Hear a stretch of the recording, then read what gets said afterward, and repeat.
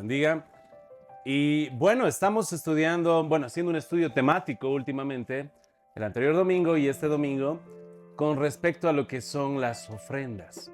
Y este aspecto de las ofrendas es, creo que, a mi parecer, muy especial. Les comento algo. Desde los primeros años de creyente siempre tenía un corazón apologista. El sentido de la apologética es poder presentar defensa, que nosotros como cristianos presentemos defensa ante el mundo.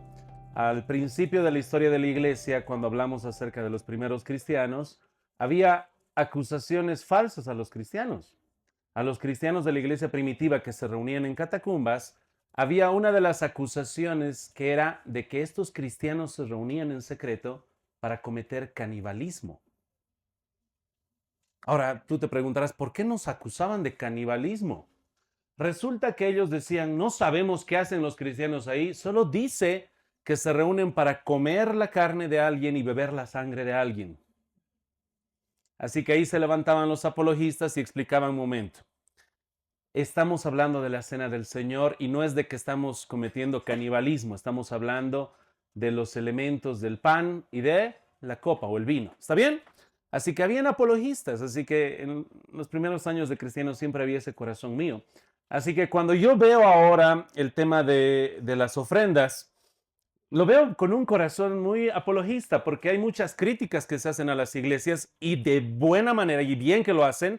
Hay iglesias que mal administran las ofrendas, abusan de las personas y para mí es una oportunidad excelente de enseñar lo que es una correcta manera de ofrendar y que podamos distinguir las falsas iglesias, falsos obreros y pastores, obviamente, que solamente buscan sacar provecho de las personas. Así que esta es una oportunidad excelente para mí y quisiera que tal vez tú y yo nos pongamos a pensar y recordar en nuestra mente cuál fue una de las primeras ofrendas que se registra en la palabra de Dios, por no decir la primera. Y creo que ya sabes para dónde voy. En el libro de Génesis, después de que Adán y Eva fueron echados del huerto, dice que presentaron su ofrenda delante de Dios. ¿Quiénes? Abel. ¿Te diste cuenta? Y estamos hablando de ofrendas.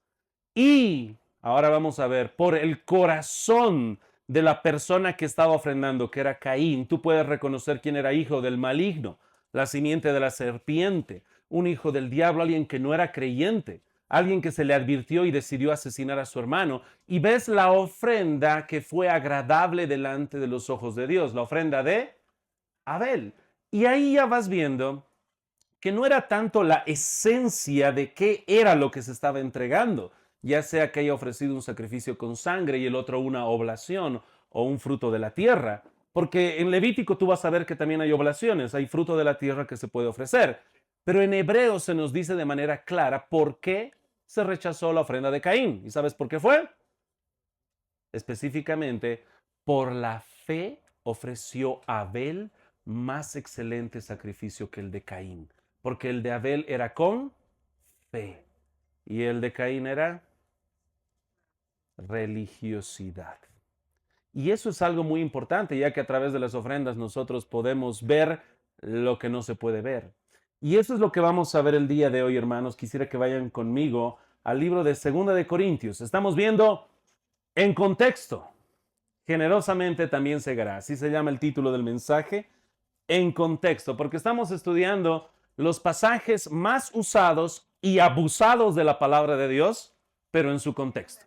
Así que hoy, 2 Corintios capítulo 9, verso 6, ¿qué dice la palabra de Dios? Este es un verso precioso, hermoso, inspirado por Dios, pero que muchas falsas iglesias, falsos obreros, abusan para poder sacar provecho de las personas. 2 Corintios capítulo 9, verso 6 dice así la palabra de Dios: pero esto digo, el que siembra escasamente, también segará escasamente, y el que siembra generosamente, generosamente también segará. Oremos, hermanos. Señor bendito, gracias te damos por tu palabra. Hoy hemos leído un versículo tan breve, tan precioso, inspirado, pero Señor, hay muchas personas que tuercen al no analizar el contexto y el corazón de tu palabra. Guíanos, Señor, a que seamos obreros fieles, a que podamos escudriñar fielmente tu palabra y ser precisos en el estudio de ella, para que así, Señor, con una buena doctrina tengamos una buena manera de pensar y un buen corazón con el cual, Señor, llenos de fe y a tu manera, Señor, podamos realizar estas ofrendas. Guárdanos, Señor, y te damos gracias porque tu palabra, esta misma palabra que ellos abusan, los condena. Esta misma palabra, Señor, que ellos malinterpretan, nos da la guía, la dirección, y es una dirección objetiva y clara. Gracias por tu palabra, Señor, y oramos en el nombre de Cristo. Amén. Bien, hermanos, o sea que creo que tú ya sabes que este verso ha sido abusado en muchas iglesias, ¿no? El verso, cuando es abusado, lo leen y dicen, ¿no? El que siembra escasamente, también segará escasamente. El que siembra generosamente, generosamente también segará. Así que este es uno de los versículos que yo les llamo manos arriba y quieren asaltarte y sacarte todo lo que tienes en tu billetera, en tu bolsillo, para que tú des más, que des en dólares, que des la cantidad con más ceros posible, porque si tú siembras así, Dios te va a devolver más. Es el mismo discurso que te van a dar los casinos, las apuestas. Ven, tú entras con $100 y vas a salir con $1000. Ese es el discurso de los casinos. La mentalidad de esas iglesias es una mentalidad de apuesta, de que tú das para recibir.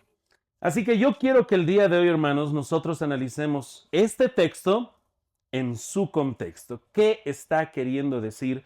Y lo que más me asombra, hermanos, de que el pastor está haciendo ahora un trabajo donde lo que yo estoy haciendo en el estudio, tú lo puedes realizar. Las cosas que yo les voy a explicar no son un misterio. Tal vez algunos me digan, pero pastor, ¿usted para qué ha estudiado entonces 10 años la Biblia? Para eso, para mostrarte que muchas de las cosas que están aquí son obvias, están en la palabra. Dice el texto así, vamos a analizar algunos puntos. Aquí, hermanos, estamos viendo primero una ilustración que se hace, una analogía con respecto a la agricultura, que cuando tú estás sembrando mucho, también vas a cosechar mucho, ¿verdad? Es ese tipo de analogía, pero ¿cómo se utiliza esta analogía a través de las escrituras en otros pasajes? Por ejemplo, cuando tú estás viendo que la palabra está siendo sembrada, ¿no? El sembrador salió a sembrar. Y ahí estamos viendo un aspecto espiritual muy importante, porque esa analogía del sembrador es para que luego estemos analizando muy bien. Hay diferentes grupos. Hay personas que dicen que han recibido la semilla, pero no hay fruto. Así que lo que está buscando el autor a través de esa parábola, Jesús, es que analicemos nuestras vidas a través del fruto. ¿Hay fruto? Genuinamente, porque si hay abundante fruto, parece que sí has recibido la palabra. Porque los otros grupos que caen ya sea en el camino, en los pedregales o entre los espinos, parece que crecen con entusiasmo algunos, pero a través del tiempo no hay fruto. Así que ahí ya vamos viendo qué uso se está dando, ¿no? Está hablando de un fruto, fruto espiritual, pero no es el único. También cuando vemos esas parábolas de agricultura, por ejemplo, la parábola del trigo y la cizaña, ¿recuerdan esa parábola? El trigo y la cizaña empezaron a crecer juntos, dijeron al dueño, ¿no? ¿Qué hacemos? Bueno, para que no se esté estropeando lo uno y lo otro, ¿qué hacemos? Esperemos hasta el final, porque al final se va a evidenciar cuál es el trigo y cuál es la, pero hay que esperar hasta el final. Y eso Cristo lo dice con un propósito escatológico, hablando acerca del fin del siglo, que vendrán sus ángeles y van a separar el trigo de la, y todos aquellos que son hijos del diablo serán tomados. Muy curioso, ¿no? Ellos son los tomados para ser lanzados al lago de fuego. Y ahora estamos viendo de manera semejante aquí esta aplicación de esta analogía. Quisiera que veamos algunos aspectos. Primer punto, el texto generosamente que estamos viendo aquí dice, el que siembra escasamente también segará escasamente. El que siembra generosamente, ¿no? Es traducido literalmente, si lo traducimos de manera literal, el que siembra con bendición. Ahora, esto no es un misterio. Si alguien quiere buscar una Biblia interlineal, lo va a encontrar. Pero yo sé que hay algunos amantes que tienen su Biblia Reina Valera, pero tal vez el hermano Abimael, por ejemplo, a veces maneja su Biblia de las Américas, ¿no? Biblia de las Américas. Y allí, hermano, se va a fijar que cuando dice generosamente, ahí está con un pequeño símbolo mostrando, bueno, literalmente con bendición. Así que si lo traducimos literalmente sería, el que siembra con bendición cosechará con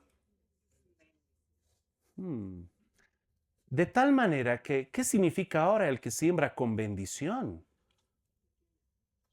Y ahora vamos a ver que no está tanto el énfasis en la cantidad, sino en esa calidad. El que siembra con bendición cosechará también con bendición. Hay un aspecto de proporcionalidad, pero hay un aspecto de la calidad. Por eso dice, el que siembra con bendición cosechará también con bendición. Este texto o esta palabra con bendición o generosamente se utiliza también en Primera de Corintios, solamente para que vean el contexto. Esta misma palabra que se utiliza aquí, por si acaso, generosamente, la palabra griega es evlogia, ¿ok? Evlogia se utiliza en Primera de Corintios capítulo 10, verso 16. Y dice, la copa de bendición que bendecimos, ¿no es la comunión de la sangre de Cristo? ¿El pan que partimos no es la comunión del cuerpo de Cristo? Nos está hablando de la cena del Señor, ambos elementos, ¿no? La sangre y la carne. ¿Dónde está la palabra evlogia o abundantemente? Que hemos dicho es con bendición. Se encuentra aquí, la copa de evlogia, la copa de bendición, la copa de, si quieres llamar, abundancia. Esa es la misma palabra que se está utilizando en griego aquí. Y es el mismo apóstol Pablo, y es al mismo público, a los hermanos de la iglesia en Corinto. Así que primero es importante marcar esto, que el texto dice generosamente, que significa con bendición. De tal manera que ya tienes que analizar qué significa con bendición. Y aquí nos va a explicar qué es qué significa ofrendar con bendición. Pero ya tienes más o menos una idea de qué estamos hablando. Segundo, el texto dice escasamente, ¿no? Habla de no hacerlo escatimando, o sea, tratando de reservarse, sino que lo hagas de manera abierta, como alguien dije, ¿no? A mano abierta. Esta palabra se utiliza en otros lugares, pero en un pasaje de una manera negativa. En la semana pasada hemos hablado de Hechos capítulo 20 y Pablo advierte a los líderes, ¿no? Les dice que en un futuro van a entrar lobos rapaces, ¿no? ¿Y qué dice que van a hacer estos lobos rapaces? No perdonarán al rebaño. Y ahí está la palabra escasamente. No lo harán escasamente. No lo harán escatimando. Cuando viene un lobo a destruir, viene sin escatimar. Destruyamos todo, ¿verdad? Sin escatimar. Él viene a destruir de esa manera.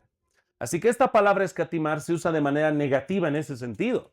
Cuando un lobo viene y destrocemos todo lo que se pueda.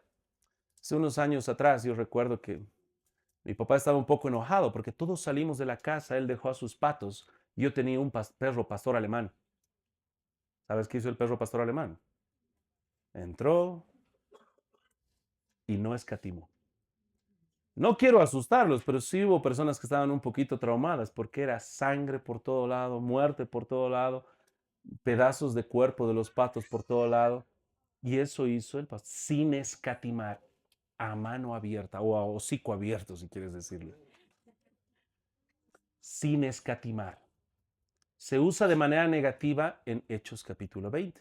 Pero también Pablo, al explicar cómo ofrendó el Padre y entregó a su Hijo, en Romanos capítulo 8 también usa esa palabra de manera positiva.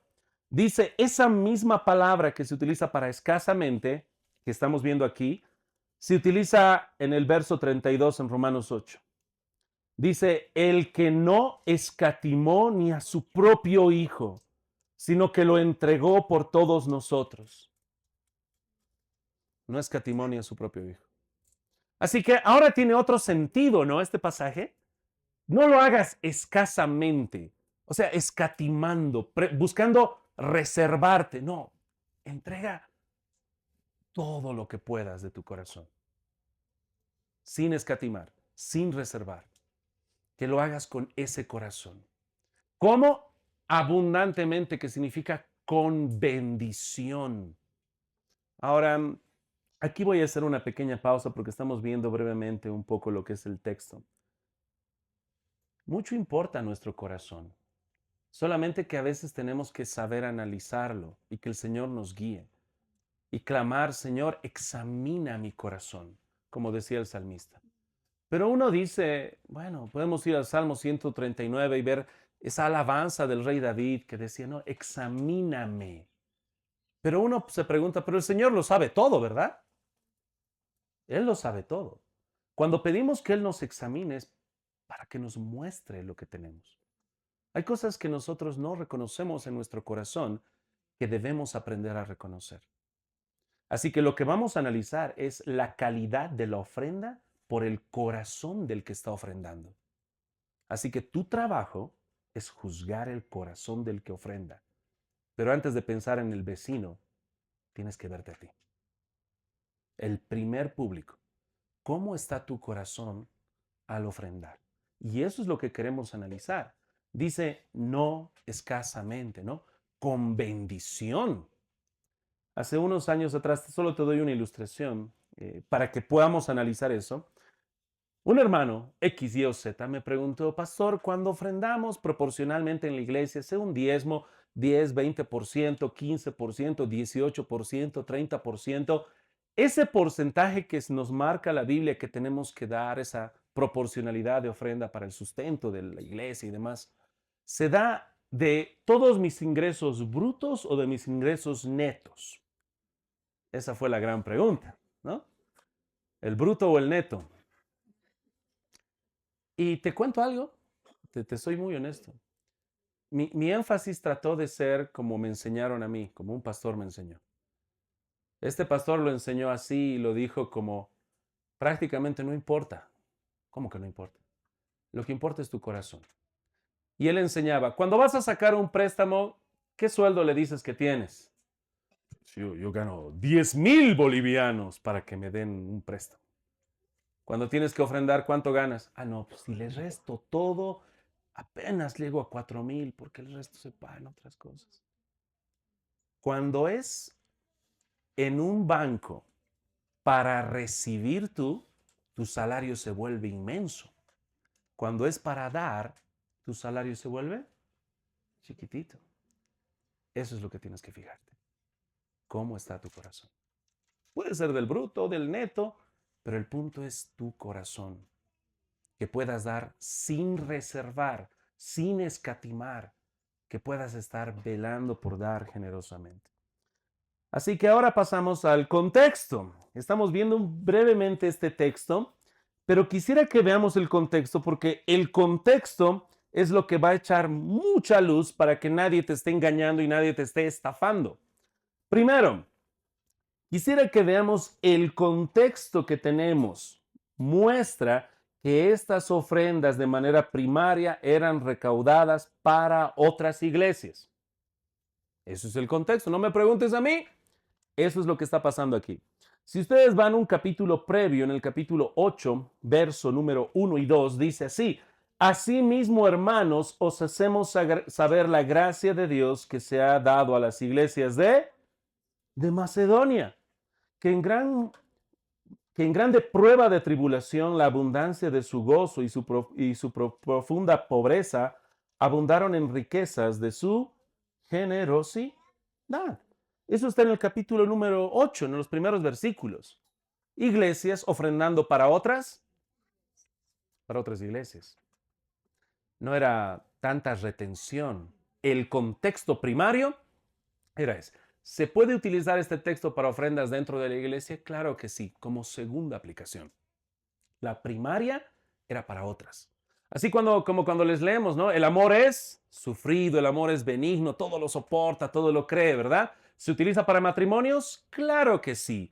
Pero el contexto principal y prioritario que se está dando era el amor entre hermanos de la iglesia. De la misma manera, ahora el contexto principal es ofrendas entre iglesias. El verso 19 del capítulo 8 dice lo mismo, si prestas atención. Es muy claro. Segunda de Corintios, capítulo 8, verso 19. Y no solo esto, sino que también fue designado por las iglesias como compañero de nuestra peregrinación para llevar este donativo, que es administrado por nosotros para la gloria del Señor mismo y para demostrar vuestra buena voluntad. Así que hay personas encomendadas para poder llevar estas ofrendas a otras iglesias. Así que cuando estás viendo el texto de ofrendar no escasamente, sino que lo hagas con bendición abundantemente, el contexto prioritario era para enviar ofrendas a otras. Ahora me gustaría ver, si ese es el contexto principal en el cual se usa este texto, ¿cuántas veces esas iglesias que recaudan ofrendas con estos versículos usan esas ofrendas para cosas fuera de la iglesia? Otras iglesias, otros misioneros, y ese es el énfasis de este versículo, en su contexto. Mucho cuidado, queridos hermanos, con esos obreros fraudulentos que llegan a tener, como dirían, ¿no? Aviones de lujo, pero no era el corazón del apóstol Pablo. Recaudar ofrendas abundantemente con bendición, primariamente era para otras iglesias. Segundo, quisiera que veamos el contexto. También nos está mostrando que estas ofrendas y donativos se manejaban transparentemente. O sea, los mismos textos que ellos usan para abusar, esos mismos textos les apuntan como fraudulentos. Porque, miren, no tengo que ir muy lejos, ahí en el capítulo número 8, ¿no? Dice el verso 20, evitando que nadie nos censure en cuanto a esta ofrenda abundante que administramos. Que nadie les censure con respecto a esto del tema de las ofrendas, ¿no? Que estamos administrando y que es abundante. Verso 21, procurando hacer las cosas, ¿qué dice? Oh, honradamente. O sea, hacer las cosas bien, honradamente, no solo delante del Señor, sino también delante de los, ¿viste? O sea, esta administración de los recursos, de las ofrendas abundantes, del hecho de sembrar abundantemente con bendición para cosechar con bendición, en su mismo contexto, debe manejarse de una manera honrada, transparente. No hay misterio delante de Dios y delante de quiénes? De los hombres. En otras palabras, si tuviera que venir algún funcionario público o alguna persona encargada del gobierno y nos dice, queremos ver cómo manejan las ofrendas, adelante. Todo honradamente y bien, como buen ejemplo. No hay ninguna cosa rara, nepotismo, mal manejo de dinero, lavado, como en muchas falsas iglesias está presente. Misterios, cosas que no te quieren decir, cosas que nadie dice, que todos callan, que si tú cuestionas te dicen, ¿cómo vas a cuestionar al ungido de Jehová? Mucho cuidado con esas falsas iglesias.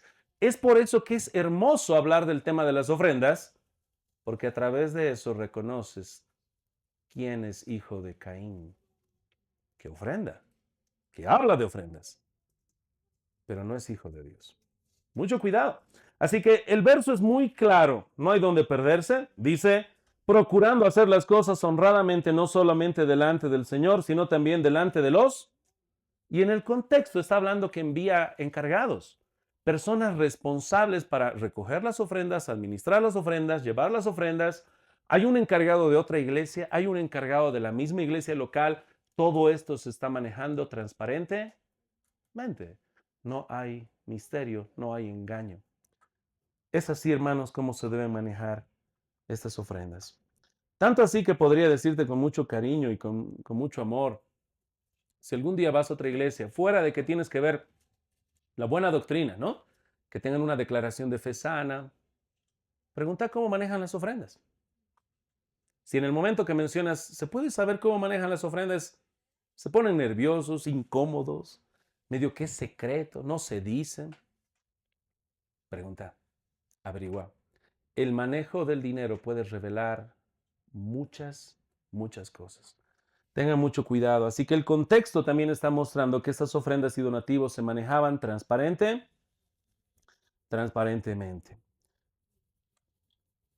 Último punto que vamos a ver. Ahora vamos a estar analizando estos elementos de esta ofrenda que es con bendición. Dice el verso número 7. Cada uno de, número 1, como propuso en su corazón. O sea que Algo que tenemos que evaluar es que estas ofrendas eran voluntarias.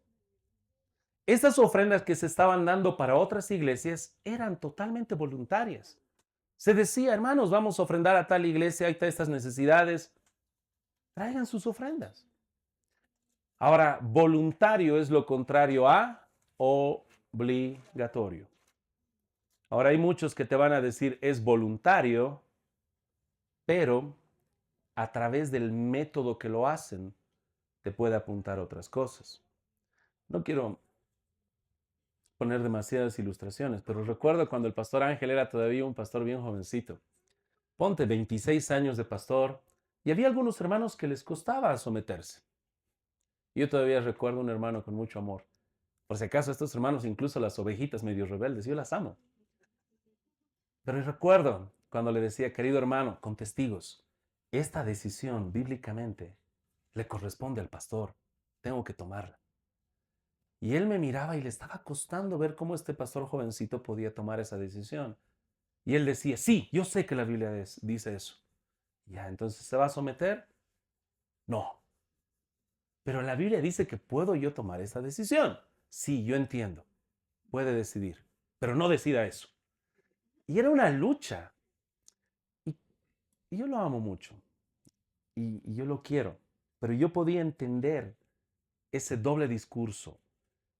Y lo que queremos ver ahora, cuando dice voluntariamente, ¿no? Tienes que hacer una ofrenda voluntaria, como has propuesto en tu corazón. Sea genuinamente así y no haya un doble discurso, donde yo les digo, es voluntario, hermanos, pero aquí hay una pizarra con todos los nombres de los que están ofrendando. Y ya vamos viendo de quién no está su nombre. Así que ya no es tan voluntario, ¿verdad? Ahora está tu nombre ahí, una casillita vacía, hueca y con tristeza, con carita enojada. Y hay maneras de manipular a la gente, diciéndole que es voluntario, pero no es voluntario. Pablo deja muy en claro que estas ofrendas son tan voluntarias que mira lo que dice en el verso 5. Por tanto, tuve por necesario exhortar a los hermanos que fuesen primero a vosotros y preparasen primero vuestra generosidad antes prometida, para que esté lista como de generosidad y no como de exigencia nuestra. Ahora, esta ofrenda voluntaria es voluntaria, pero ¿sabes qué? Se manifiesta a través de palabras. Hay un compromiso. No es solamente voluntario improvisado, eso no. Es voluntario, pero mira, ellos han manifestado, le han dicho a Pablo, nosotros nos comprometemos con ofrendar, ¿no? Ellos se han comprometido. Es el compromiso. Ahora Pablo está mandando enviados para ayudarles a recordarles su compromiso, pero que lo hagan no como de exigencia. Ustedes lo han prometido. Así que estamos viniendo pues vamos, a recaudar, recordarles y enviar. Pero es voluntario. Eso que es voluntario no es improvisado, es algo que tú das generosamente, te comprometes y la iglesia está para recordar. O los hermanos, o los encargados, recordarte amorosamente, porque dice Pablo, ¿no? Una vez más, para que vuestra generosidad antes prometida, ¿no? Ustedes la prometieron, para que esté lista como de generosidad y no como de exigencia nuestra. No es de que yo les estoy insistiendo, no, estoy recordándoles lo que han dicho. Así que primero, esta ofrenda es voluntaria, es generosa, si no es improvisada, pero es voluntaria. Mucho cuidado que nadie te esté queriendo manipular. Ha habido, recuerdo un amigo muy mayor, estoy hablando más de 80 años, que me estaba contando cómo en una iglesia le decían, ¿no? Dios tiene planes grandes para ti. Y todos decían, amén. Bueno, pues, así como Dios tiene planes grandes, ahora saca el billete más grande que tienes para Dios. Y luego era, párense solamente los que tienen $100 para ofrendar. Ahora párense solamente los que tienen 200. Luego, y este viejito me contaba, amigo, y yo no tenía mucho dinero, pero al final les hizo parar, a ver, párense ya, los que tienen monedas. Les sacaban y les exprimían porque tenían que pararse y el que no se paraba era mal visto. Ya no era voluntario, era toda una corrupción. Y lo que estás viendo aquí con Pablo, estas ofrendas son voluntarias, no improvisadas, es un compromiso personal que cada uno ha hecho y Pablo está apoyándoles a recordarles eso. Aparte de voluntaria, dice el texto en el verso número 7, cada uno dé como propuso en su corazón, ¿no? No con tristeza ni por necesidad. Ahí hay dos elementos. La palabra tristeza aquí es tristeza, dolor, ¿ok? No con tristeza ni por necesidad. Con la palabra tristeza, recordemos que a veces nosotros, por nuestra naturaleza pecaminosa, somos así. Yo sé, va a haber una lucha que vas a tener tú, porque nuestra carne nos busca retener todo. Cualquier cosa extra que te llega extra. Ponte que de algún lugar te llegó una bendición extra, tú ya la piensas en mí. Algo que alguna vez le contaba a un hermano. La palabra, o bueno, no la palabra, la pregunta ¿por qué? ¿Por qué a mí? ¿Cuándo has escuchado esa pregunta que le hacen a Dios? Señor, ¿por qué a mí? Y yo ya sé dónde. En alguna enfermedad, cuando has perdido algún ser querido, en algún dolor, de rodillas clamando, Señor, ¿por qué a mí? Quiero saber por qué, cuál es tu propósito. ¿Sabes qué es lo extraño? Lo extraño es que te lleve una bendición súper grande y tú preguntes, Señor, ¿por qué? ¿Cuál es tu propósito con esta abundante bendición? Eso ya no preguntamos, ya lo asumimos. ¡Ja, ja! ¡Es para mí! Lo correcto también sería, Señor, ¿por qué? O sea, tengo ya lo necesario. Esto es, ¿por qué? Tal vez sí, para mí, para mi familia, pero ¿hay algo más trascendental? Buscamos esa trascendencia en los problemas, pero no en las bendiciones. Y eso es lo que debemos hacer, hermanos. Dice no con tristeza, que no hay ese dolor. Pero recuerda, va a haber una lucha constante en tu carne. Vas a querer entristecerte, pero tienes que vencer esa tristeza. ¿Cuál es la manera de vencer? Con amor. Te puedo decir algo, no quiero poner demasiadas ilustraciones, pero yo he conocido jóvenes, varones, que a veces tienen un pequeño defecto de ser muy tacaños. ¿Y no te vas a ir en trufi? No, no me voy a ir en trufi porque no voy a gastar 2 pesos, prefiero caminar. Y yo, ya, está bien. Pero ¿sabes dónde los he visto muy generosos? Cuando llegan a orar por una muchacha. No gastaban ni en su pasaje, pero ahora aparecen con peluches, regalos. El amor genuino va a convertir esa tu tristeza en alegría. Por eso dice el texto más adelante, el Señor ama al dador. Es una correspondencia de amor. Te amo, me amas. Lo estás dando alegre por amor. Así que dice aquí, no por tristeza. Mucho cuidado aquí, hermanos, porque tenemos que velar eso. No con tristeza.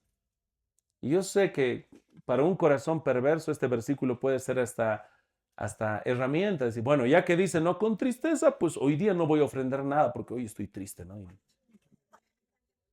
Lo que Dios quiere es que cambies tu corazón. Tiene que cambiar tu corazón. Que lo hagas con un corazón alegre. No con tristeza. Cristo Jesús en los momentos que podía pensar uno que son más tristes, hallaba ese gozo. 2 ejemplos. En la cruz, ¿sabes por qué soportó todo ese dolor? Esas lágrimas, esa sangre. Por el gozo puesto delante de él. Soportó la cruz.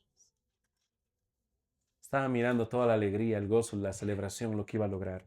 Eso dice Hebreos capítulo 12, verso 2. Puestos los ojos en Jesús, el autor y consumador de la fe, el cual, por el gozo puesto delante de él, sufrió la cruz, menospreciando el oprobio, se sentó a la diestra del trono de Dios. Así que si hay un poco de tristeza en tu corazón por tu naturaleza pecaminosa, pues tienes que triunfar esa tristeza con amor y con gozo. Y que ese sea esa tu carne muriendo y agonizando, y que tú lo hagas con más gozo, con más alegría. Eso es lo que nos está diciendo también el ejemplo de Cristo para mostrarnos cómo era. Pero también recuerda a la viuda pobre que Jesús dijo que ella había ofrendado más que el resto, ¿verdad? Los otros dieron de lo que les sobraba, pero ella Estaba pasando necesidad, había dolor, pero lo estaba haciendo con gozo y alegría, eso poco que estaba dando a ojos de todos. Pero para Dios, para Cristo, eso era mucho. No con tristeza y no por necesidad. Y ahí hemos vuelto, ¿no? Es algo voluntario, no es porque debo hacerlo. Y aquí tenemos ejemplos muy hermosos. Te mostré el de Caín, pues ahora te muestro otra de las ofrendas muy populares que tenemos en el Nuevo Testamento. Cristo murió, ascendió, dejó a sus discípulos, la iglesia empezó a crecer mucho y tenemos el caso de Ananías y Zafira. Murieron en la iglesia. Pedro agarró y bueno, ahí están los que han sacado el cadáver de tu marido y ahora van a sacarte a ti también. ¿Por qué? Porque esta pareja ofrendaron. O sea, no quiero exagerar, hermanos, pero yo sé que algunos de acá, por la bendición de Dios, tienen sus casas, sus terrenos, sus herencias, sus hectáreas, ¿no? Sus ranchos en todo lado. Esta pareja vendieron su heredad y la trajeron a los pies de los apóstoles. Y murieron. ¿Por qué? Pero si tú analizas Hechos capítulo 5, ves el por qué. Porque dieron parte, no dieron todo. Y no había problema, ellos podían dar parte, podían dar un cuarto, un octavo, la mitad, podían dar lo que querían, pero ellos trajeron con engaño. Aquí está toda la heredad. Era mentira, no era toda la heredad. Pero ellos querían aparentar. Porque antes de ellos había ofrendado Bernabé, que creo que tú sabes quién es, un misionero, ¿no? Que acompañó a Pablo. Él ofrendó toda su heredad. Y todos alegres enfrendaron su heredad. Y Ananías y Zafira mintieron. No era necesario que mientan, pero ellos tenían ese corazón que quería aparentar. Así que por eso te decía, no por necesidad, sino que lo hagamos nosotros voluntariamente, no comparándote con otros, voluntariamente, no por necesidad. Y finalmente dice, ¿no? Hablando de la alegría. ¿Qué tal, hermanos? ¿Cuántos de ustedes están, digamos, podrían decir que si viene un hermano de Estados Unidos podrían hablar en inglés con él? Una conversación breve. Adelante, levanten su mano. Uno. No, no les creo. Levanten la mano. ¿Quiénes podrían hablar algo de inglés? Dos, tres, cuatro, cinco, seis, siete. Oh, bien. A ver, ¿y si viene alguien hablando quechua? ¿Cuántos podrían hablar en quechua? Yo bajo mi mano humildemente, vergonzoso. Uno, dos, tres, cuatro. Ok, ya tenemos a los futuros traductores. Y allá una que puede traducir de inglés a quechua, mejor todavía. Clase breve de inglés. Cuando tú quieres decir que algo es muy alegre, pero tan alegre, usas una palabra que se dice así, hilarious. ¿Ok? ¿Cuál sería la traducción de hilarious? Podría ser hilarante. ¿Ya? Pero es pues, esto es como para el lenguaje más latino, para botarse al suelo y retorcerse de dolor de tanto reír, ¿no? That's hilarious. ¿Te digo algo? Cuando dice aquí alegremente, la palabra griega es hilarión, que etimológicamente de ahí tienen en inglés la palabra hilarious. Hilarión, mostrando que es una alegría, pero alegría. No es solamente que estás ofrendando y sonriendo para la cámara, ¿no? No, es una alegría genuina. Como una vez mi querido gran amigo Alejandro dijo, este hermano ha tenido su hijo primogénito, es su fotocopia, está con una sonrisa en la cara que le das dos bofetadas y va a seguir sonriendo. Es ese tipo de alegría que el Señor está buscando. Dios ama al dador alegre.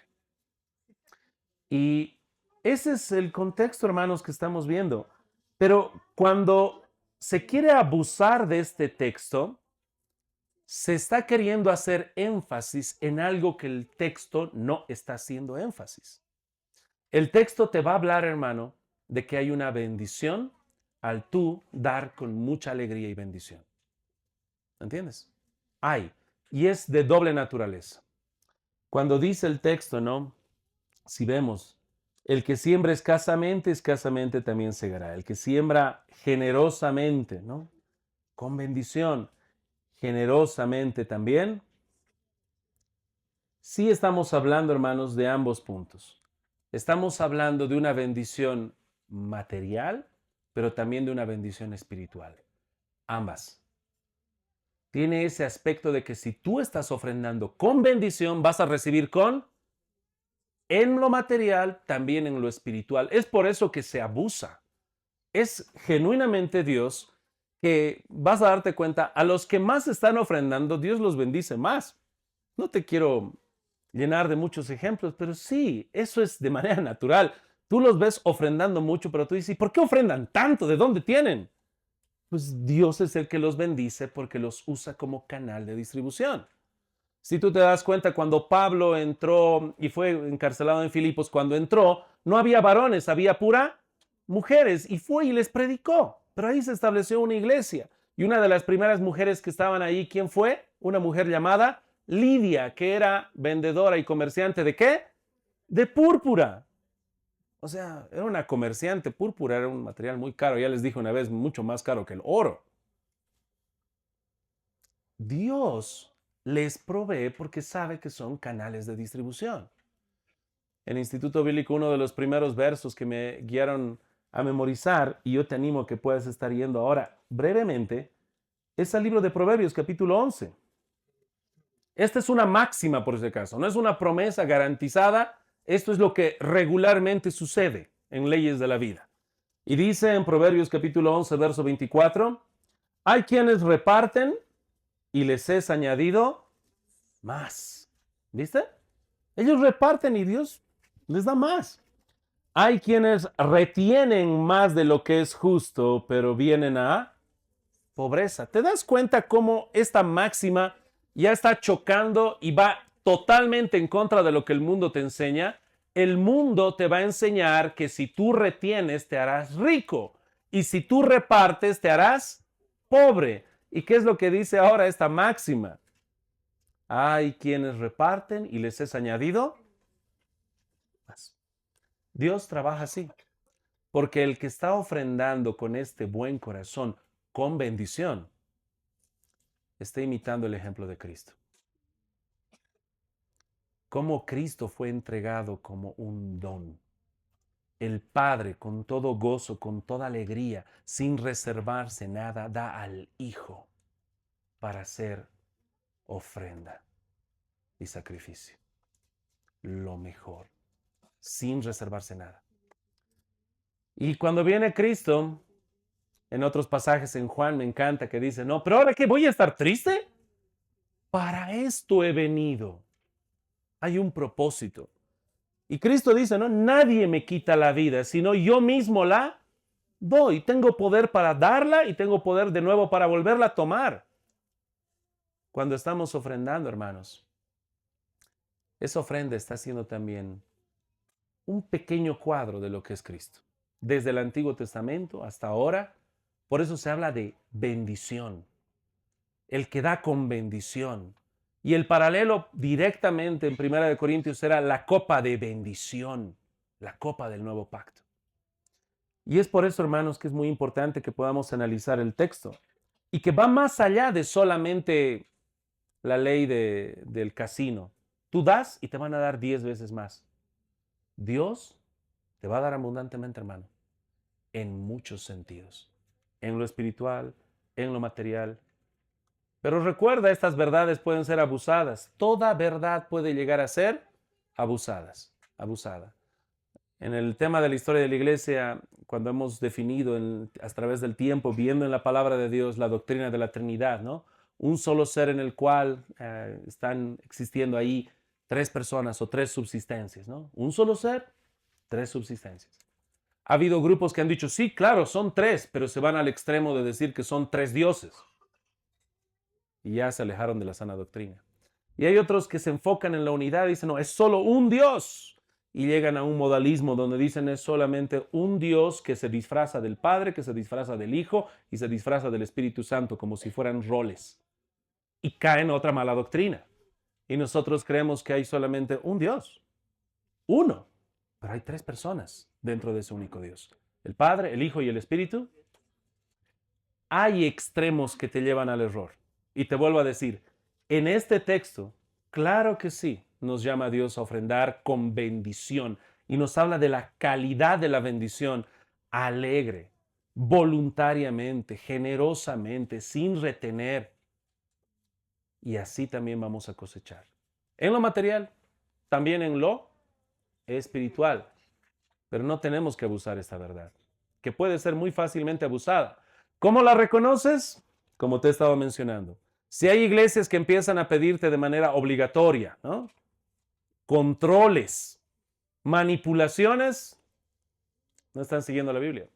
Si empiezas a ver iglesias que están haciendo un énfasis en retención, en hacer rico al pastor, mucho cuidado, este texto de manera primaria era para ofrendar a otras iglesias.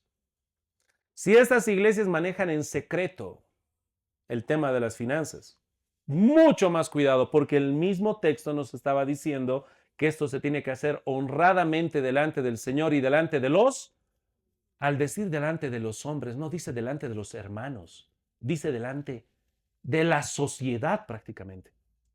Es eso. Así que este verso, en su contexto, te muestra exactamente cómo no caer en ese error de las iglesias falsas. Queridos hermanos, no se olviden la última parte que les mencioné. Quisiera que tú recuerdes a Caín y Abel, que el corazón de Caín era el problema, su corazón. Ahora a nosotros nos toca analizar nuestro corazón. ¿Cómo estamos ofrendando? Porque a través de eso también vamos viendo nuestra madurez. Es importante que nos autoanalicemos. Yo sé que lo primero que queremos es analizar a otros, pero tenemos que empezar analizándonos a nosotros mismos. ¿Cómo estamos haciéndolo? ¿Lo estamos haciendo como la Biblia dice? Así, con esa voluntariedad, sin improvisar. ¿Lo estamos haciendo generosamente, sin buscar retener, más bien dar lo más que se pueda? Algo que me llenó de mucha tristeza fue una vez que, como te dije, no revelo nombres, pero sí puedo contarte las historias. Una señora que su hija nos decía, cada vez que va mi mamá, cuando el pastor va a predicar de ofrendas, ella no lleva su cartera, lleva ya contadito, porque dice, yo sé que va a predicar y me va a querer sacar más dinero. Así que ya se iba preparada con lo necesario. Aunque esté quebrantada, ya no puedo más.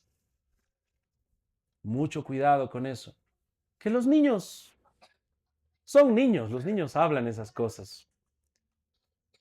Dios ya ve tu corazón. No necesitas que nadie revele tu historia. Dios ya sabe cómo estás ofrendando. Y Dios, como has visto, es un Dios lleno de bendición. Que Él se goza y se alegra cuando nosotros damos generosamente. Y específicamente no para retener, sino para ser de bendición a otros. ¿Es lo que estamos buscando, hermanos? Creo que es algo que, si tuviera que decir como el apóstol Pablo, es algo de lo que yo me quiero jactar en el Señor, en la iglesia. De que podemos estar nosotros siendo un canal de distribución, hermanos, para otras iglesias que están empezando, para otros ministros que están empezando, para siervos que son del Señor, buenos siervos, no corruptos, siervos que ya están trabajando, sufriendo el precio de haber sido obedientes al llamado, que nosotros podemos ser un canal de distribución. Y es por eso que, hermanos, estamos siempre orando por otras iglesias hermanas y más se van levantando. Y el Señor pueda proveerles y nos use a nosotros. Dios mediante, hermanos, estamos orando para que se levanten más iglesias en Santa Cruz, en La Paz, en otros lugares. Y yo quisiera que ustedes puedan estar considerando todo eso. Para nosotros, claro que sí, vamos a estar orando por el ProTemplo, por muchos proyectos que tenemos, pero también tenemos que orar por proveer para otras iglesias, para otros hermanos, porque es así como crecemos. Y si a alguien por si acaso se le está ocurriendo, ¿y cuándo nos va a tocar a nosotros que otras nos ofrenden? No se olviden, hermanos. Nosotros estamos buscando dar y estamos buscando también que sea el Señor el que se lleve toda la gloria. Amén. Amén, hermanos. Vamos a terminar con una oración. Puestos en pie, que el Señor nos bendiga. Tengamos ese corazón de Abel como hijos de Dios y que hagamos todo con fe, con alegría y con gozo. Señor, gracias.